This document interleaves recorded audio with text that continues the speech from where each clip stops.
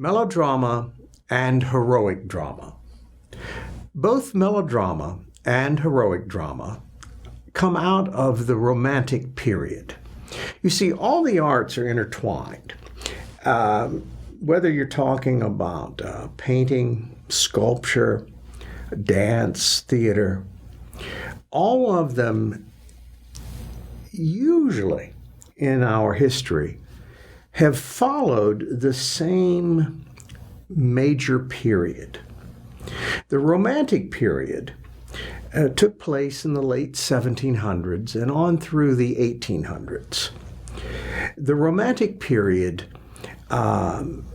tried to see life as we wish it would be, not life as it is. That will come up later in realism. But in the Romantic period, if I were going to, say, draw a picture of someone, a portrait, the portrait, when it was finished, would probably make that person look better than they actually did. Again, life as we wish it would be. A lot of the architecture, this is the time period when they wanted to go back to ancient Greece and Rome. There was a lot of, in architecture, they used a lot of columns, and these columns came directly from the columns that we saw in the ruins of ancient Greece and Rome. They thought that ancient Greece and Rome must have been a better time to live. There were many scholars and philosophers and art and theater. So they tried to go back to that. If we were doing sculpting, the bodies would be of perfection. Again, life as we wish it would be, not as it is. In theater, it took the two forms, melodrama and heroic drama. Let's talk about melodrama first. In melodrama, we also refer to it as song drama. And it's called song drama because in melodrama, they used a lot of music. Music underscored scenes. And it also, each time a character would enter, there would be a theme song played for that particular character. Characters at times might break out in song. They had no problem having songs throughout the performance. Melodrama is very good evil. We have no problem determining who is good and who is evil. In fact, they will wear costumes that will let us know this. The big cliche that you often hear, good always wears white, evil wears black. We've all seen the Dudley Do-Right cartoons where Snidely Whiplash wears the black top hat and black cape, has the long black mustache. That is a cliche, but it comes right out of the melodramatic period. Melodrama is still with us. In fact, if you look at the film Star Wars, and when I talk about Star Wars, I like to talk about the first three that were made, which are the last three in the series, the ones that include Luke Skywalker. In those, Luke Skywalker wears white, and Darth Vader and the Emperor wear black. It's easy to tell who is the villain, who is the bad guy. I often laugh. I said, I've told classes before, Darth Vader not only wears all black, he has, the black mask. They even give him an asthma problem to make him sound more evil, with the oh, Luke, you are my son, Luke. I mean, it's He is evil. We know that. In melodrama, for the actor, the acting style is larger than life. Again, we're not trying to portray life. We're portraying life as we wish it would be. In melodrama, they use very large gestures. The hero or heroine are persecuted by the villain. And in the stories, things will get worse and worse and worse for the hero and villain, and finally, in the end, they will prevail. And in melodrama, good always wins. There's no chance that evil is going to win in one of these stories. Good always prevails. As I said, characters have themes. We go back to Star Wars. Every time Luke comes on stage, you'll hear the Star Wars theme in some form. Da-dum, da-da-da-dum, dum, da-da-da-dum, dum, da-da-da-dum. And, out comes the hero. When Darth Vader enters, you hear dum dum dum dum da dum dum da dum dum dum dum dum da dum da dum dum dum. The villain theme. We know, as soon as we hear that, we know who they are, the good guy or the villain. In melodrama, all the action, unlike with when we talked about tragedy, in tragedy, especially the classic tragedy, all the action took place off stage. And then a character would come on and tell us about it. Oedipus has blinded himself. We don't get to see that. In melodrama, we do. They show the action, and action is extremely important to melodrama. So there's usually a lot of fighting, a lot of chasing. They become very, very physical. In melodrama, the scenery is large. They depend on spectacle. The plays in the 1800s, you can go back and you can read stories about them. And one of the most popular melodramas of the 19th century was Uncle Tom's Cabin. And at one point, the young lady is trying to escape from the Simon Legree, the villain, and has to walk across an ice floe and jumps from one piece of ice to another. And they would actually construct something that would look like a river with ice on it so that the actress could jump from ice floe to ice floe. Big spectacles. And again, if you go back to Star Wars, nothing small about the sets in Star Wars. I mean, it's big. It's spectacle filled with action. In these stories, when we look at the structure, the climax is huge. They build, and boy, when they hit that climax, there's no denying this is the moment of highest action. That always happens. Now, unlike tragedy, they use a lot of comic relief. They can mix comedy and drama together.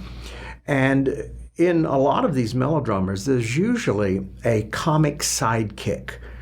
So the hero or the heroine has someone who travels with them and helps them along on their journey. And that person usually can be quite funny. There are a lot of comic sidekicks.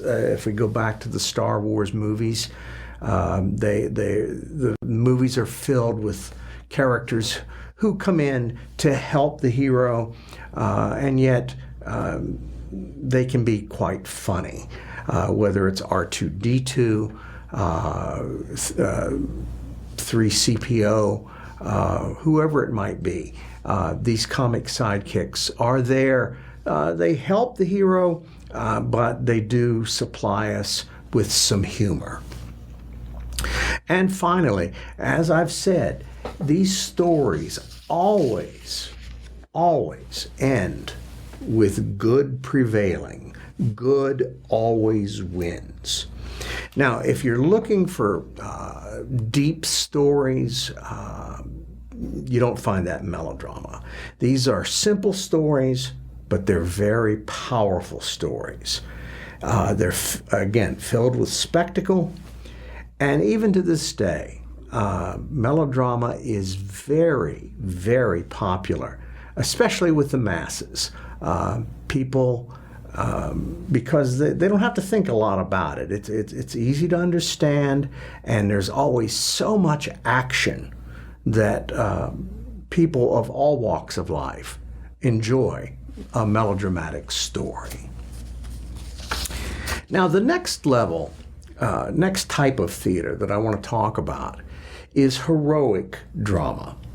Heroic drama is very much a part of our film industry.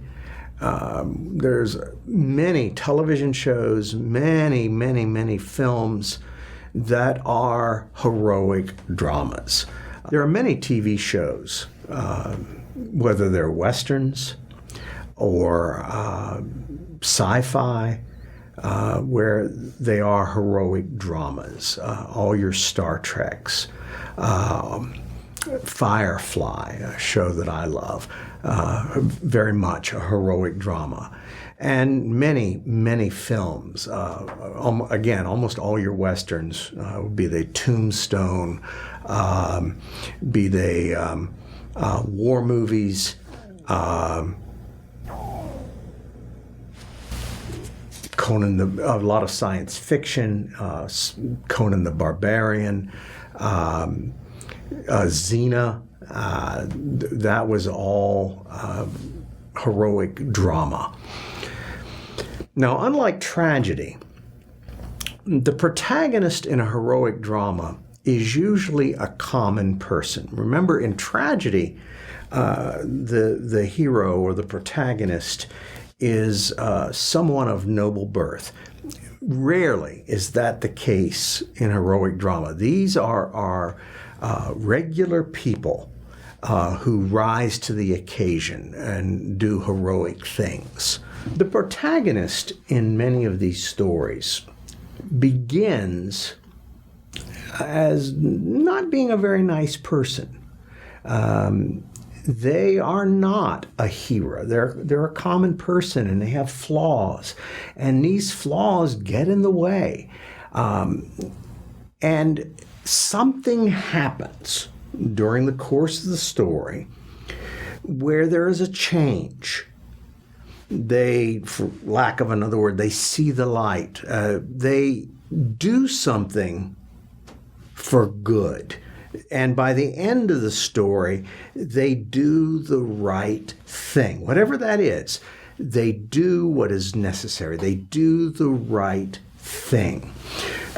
In Guardians of the Galaxy, every one of the heroes in that story starts out as not a good person. Rocket Raccoon, he is a bounty hunter. He's filled with hate for what has happened to him in his life, the experiments that have been done on his body. And he decides, that he doesn't care about humanity. He doesn't care about other people. It's all about he and Groot. As long as they get their money and do whatever they want to do, he's happy.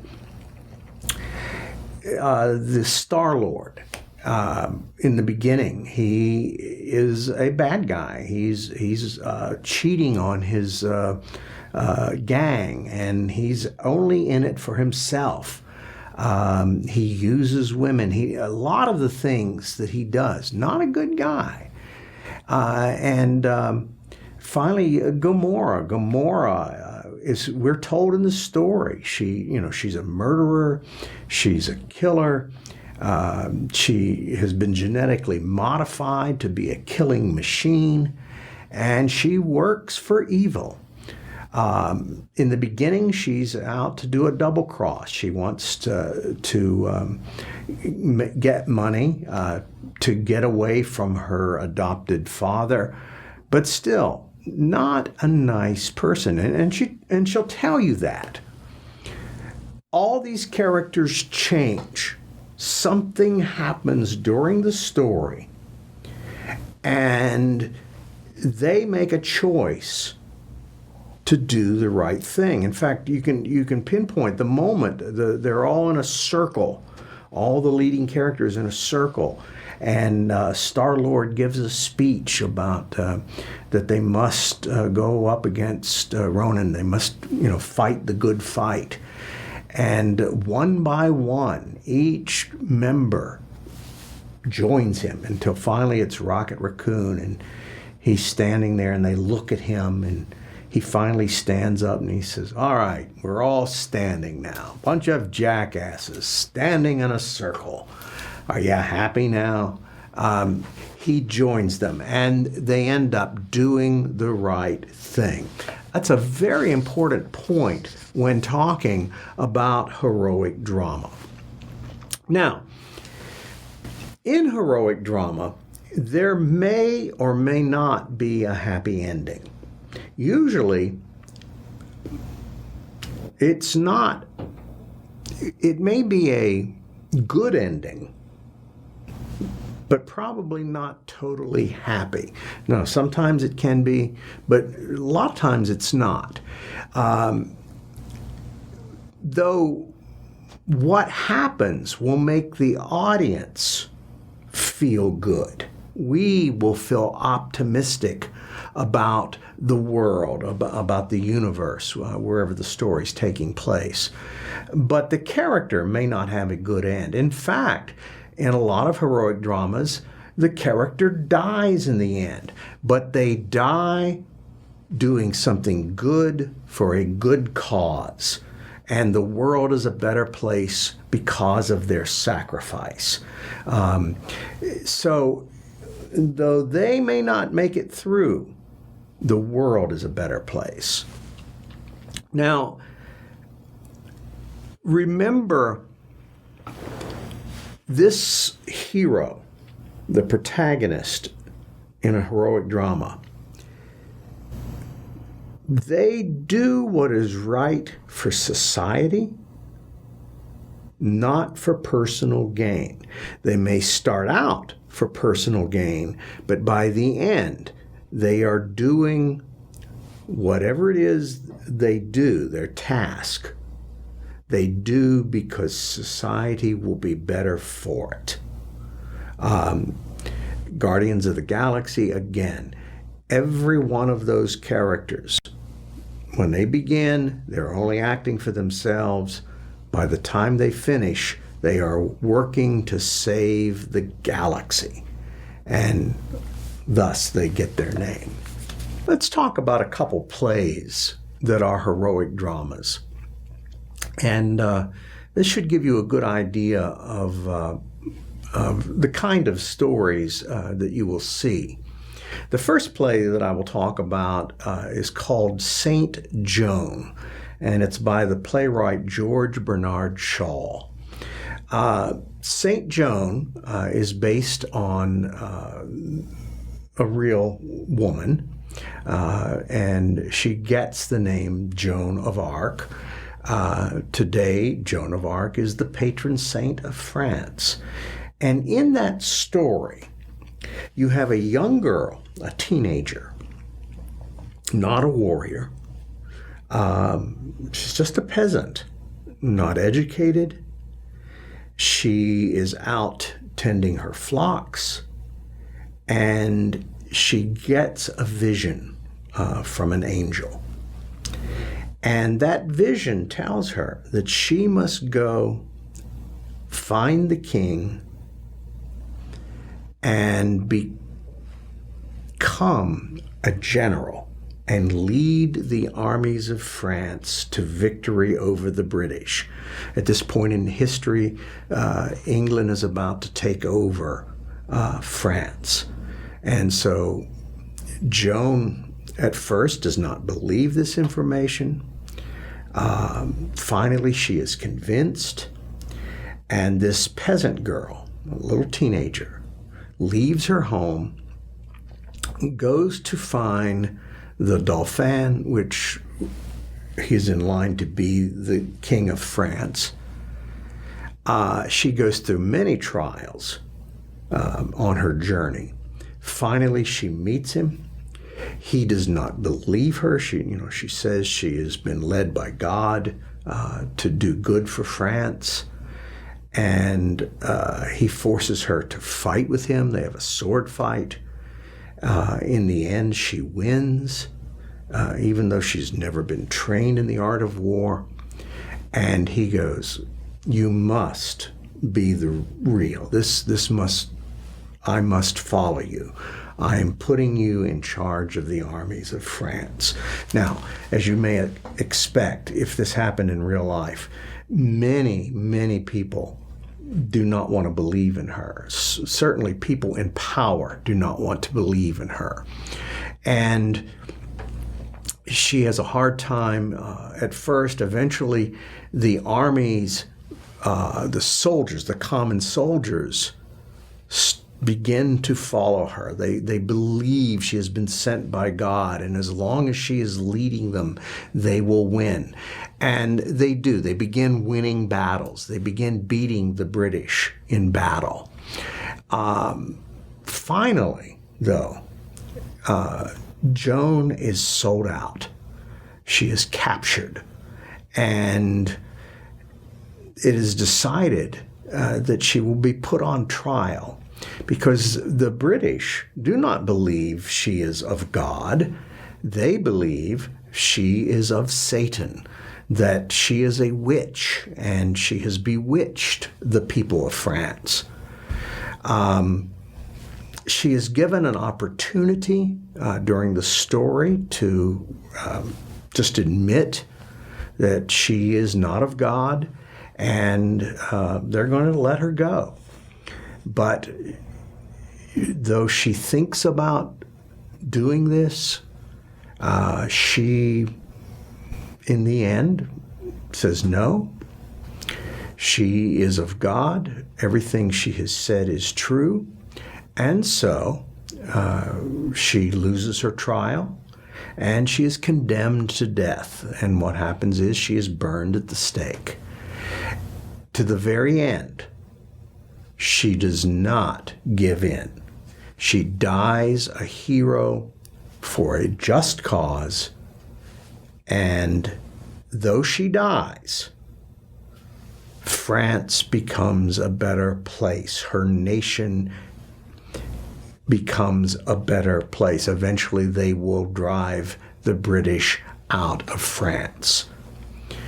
And as I said in the beginning, in real history, she will become the patron saint of France. So, doesn't end well for the hero, but because of the hero, we feel better. We are better because of what she has done. Another great play that I'd like to talk about is my favorite play, and it's Cyrano de Bergerac. It's by a writer named Rostand, and Cyrano de Bergerac takes place during the same time. You've probably seen the Three Musketeer stories. Now, the Three Musketeer stories are also heroic dramas. Cyrano is a soldier. He is a guard in the Gascon Guards, and he serves France again. Cyrano is famous because he has a long nose. And this nose has caused him, as he's grown up, to believe that no woman could ever love him because he is so hideously ugly because of this giant nose. To compensate for the nose, he becomes the best sword fighter, the best soldier, the best poet, the best playwright. He is the best at everything. And he works very hard at that.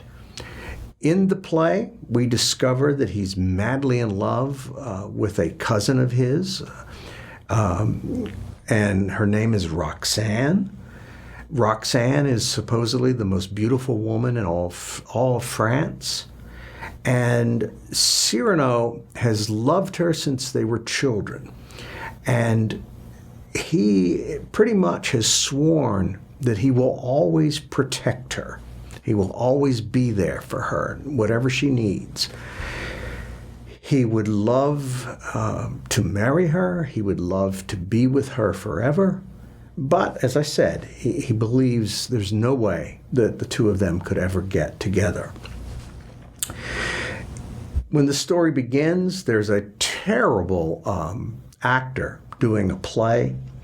Cyrano does not like this actor because he has said something about Roxanne. And he's told the actor if he appears on stage, Cyrano, will show up and kick him off, and he'll close the play. And he does that. The first scene takes place at a play. The actor comes out. We hear a voice from the dark. Out comes Cyrano. He threatens the man, and the man, the bad actor, runs away.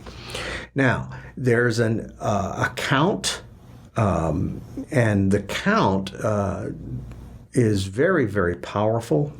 He's related to Cardinal Richelieu, and the count gets one of his men to challenge Cyrano to a duel. Everyone knows if you make fun of Cyrano's nose, he will want to fight you. Well, the man does this. Cyrano makes him look like a fool, and of course, they go into a sword fight. During the sword fight, Cyrano not only fights him, but he recites a poem that he's making up on the spot while doing it. And on the last line of the poem, he says, "I'll thrust home." He does, and he mortally wounds the other man. This makes him an enemy to the Count. His name is de Guiche. Count de Guiche wants Cyrano to serve him. There's a scene in a bakery. Cyrano refuses, and of course this makes him a total enemy to the Count de Guiche. Roxanne comes to visit Cyrano. Cyrano is told that she wants to see him because of what he did at the theater. There's some hope that she might love him. She arrives, she starts talking about a Gascon guard that she's in love with. Cyrano is totally convinced that she is now referring to him. And then she says, "The man is the most handsome man I've ever met." And of course, Cyrano realizes he's not that guy. And he finds out it's a new recruit who's just joined the Gascon Guards.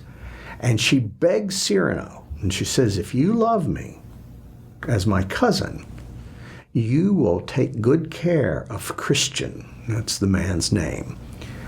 "I don't want anything bad to happen to him." And Cyrano cannot refuse her. And he says, "Yes, I will take care of him." Following this, Cyrano meets Christian. Christian is beautiful. Cyrano doesn't like him for that.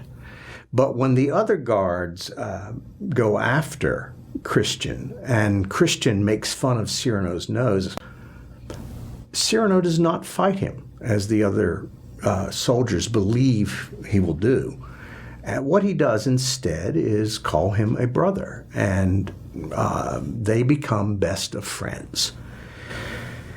Now, the problem with Christian is he does not know how to talk to women. He is gorgeous, women love him, but if an intelligent woman falls in love with him, he is not very bright. And we learn that, though he may be beautiful, though he may be the most handsome man ever, he is not Cyrano. Cyrano is intelligent. Cyrano is bright. And so what happens is, to make Roxanne fall in love with him, Cyrano begins to write poems to her and, of course, signs Christian's name to them. He tells Christian what to say. There's a very funny balcony scene where Cyrano hides in the shadows wearing Christian's hat and speaks for Christian. And it is that speech that makes Roxanne fall madly in love with Christian. They ask Cyrano to delay the Count de Guiche, who is coming there to see Roxanne. He also wants Roxanne, but he wants Roxanne to be his mistress, not a wife, since he's already married. And Cyrano delays the evil count. Roxanne marries Christian, and when Count de Guiche hears about this, he sends them off to war, and he puts them in the most dangerous part of the line. They're at war with Spain. In the end, there's a battle scene. Christian is killed right at the beginning of the battle. We learn that Cyrano has written 2 to 3 letters every day they've been in the war, and has gone through the enemy lines to mail them to Roxanne, and he, of course, always signs them Christian. She is in love with this man more than ever, and when he is killed, she vows that she's going to live the rest of her life with nuns, and that she will dedicate her life to her lost love. Cyrano does not have the heart to tell her he wrote the letters, and he vows to her that he will come visit her every Saturday at 5 o'clock, and he will give her the news. The last act of the play takes place many years later. Cyrano has been doing exactly what he has promised, and on this particular day, he is late. He's never been late before, and Roxanne wonders, what has happened to him. And finally, he shows up. What we discover has happened is an assassin hiding on top of a building, dropped bricks and wood on top of Cyrano. He's been hit in the head. The doctor told him if he moves out of his bed, he will die because there's a chance of internal bleeding. Cyrano does not listen to the doctor because he must meet his promise. He goes, his head is wrapped, and he covers it with his hat. He meets Roxanne, and he gives her the news of the day. And he knows he is dying. Gradually, as he bleeds to death, he asks her if he can see that last letter that she thinks Christian wrote her.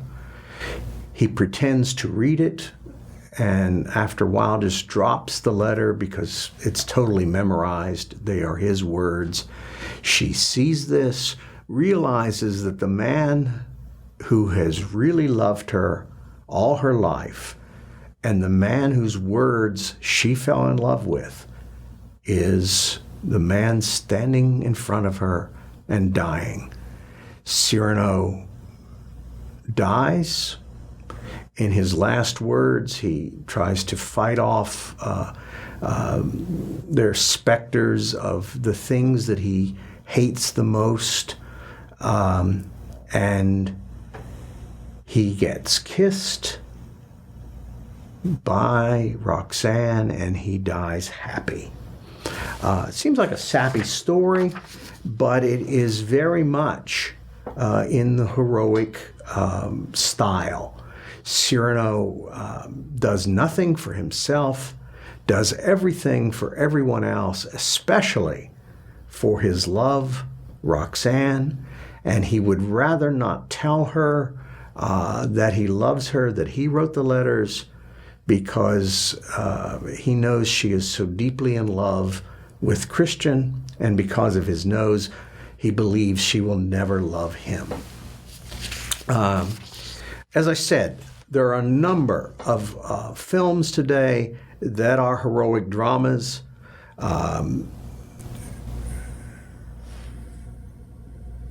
You can see them all. Again, almost any science fiction story, almost any cowboy movie, westerns, they are all heroic dramas. Well, that's about all for today. We'll see you again very shortly. Thank you.